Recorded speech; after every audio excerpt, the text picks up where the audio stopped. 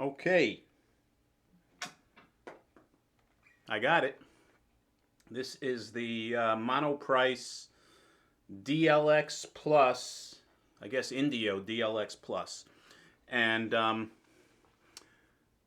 ordered this at this actually a little bit before I ordered the the other guitar that I returned, which was the Monoprice Cali Classic Deluxe, which was the Strat style guitar, which I had a bad experience with. If I had gotten that, I would have never ordered this.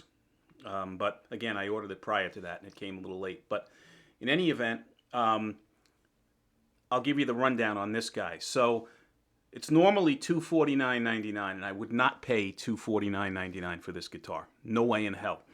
But it was on sale for some crazy price. I think it was on sale for like $89.99 less 15% with that coupon.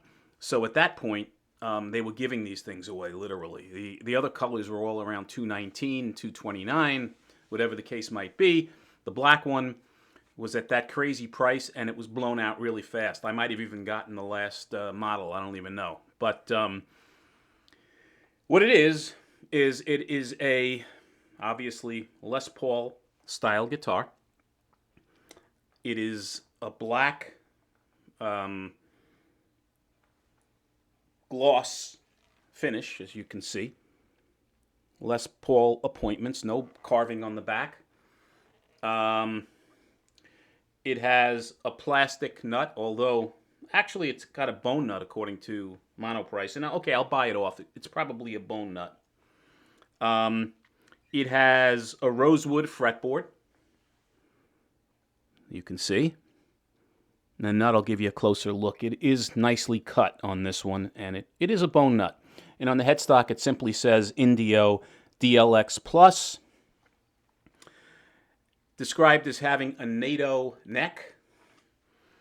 This is supposed to be maple, the top of the guitar, and the rest of the guitar is mahogany. It does have a set neck, as you can see, like a proper Les Paul. The neck is described as being C-shaped, and it is. It is, I would say, like a 60s style Gibson neck. It's not the full baseball bat, thick, girthy neck. It's got a fairly thin neck for a Gibson style guitar. 22 frets. What else? The binding on here is like an off-white, as you can probably see, on the front of the guitar and along the neck. The thing I don't like are these tuners. I think they're ugly. These are Kluson-like, vintage tuners, but they have this horrible green, like almost like an olive green, drab green color to them, which I don't know why in hell Monoprice picked this color for the tuners, but they're ugly. There's no other way to describe it. What else? Guitar is not heavy. I would say this thing weighs probably 8.5 pounds, which is not bad for a Gibson style, Les Paul style guitar. It does come with the Monoprice padded gig bag, which I have back there, which is another nice touch.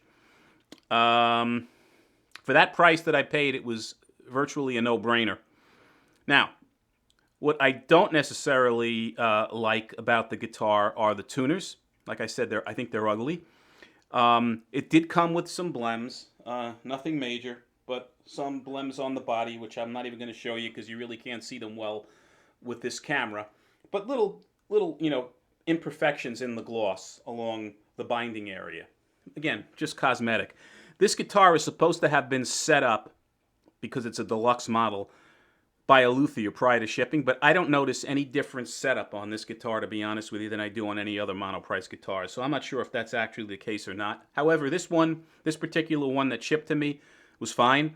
The string height was playable out of the box, set low, no buzzing. Intonation is okay.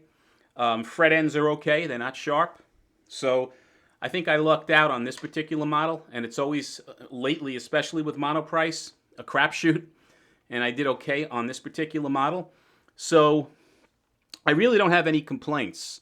If you can get one of these guys at this price when they have a sale, it's well worth it as a, an extra Les Paul style guitar.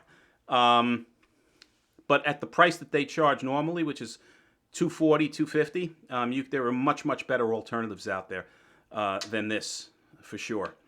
The volume knobs are not really even.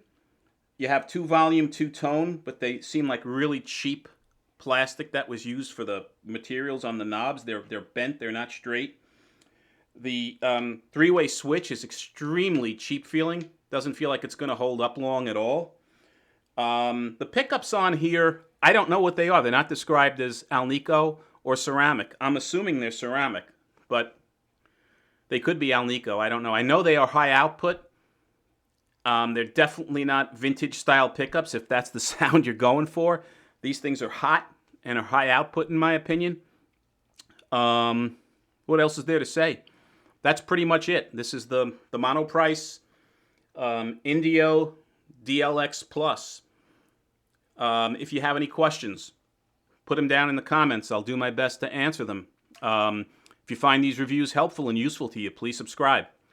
And as always, guys, until the next time, be well and stay safe. Take care.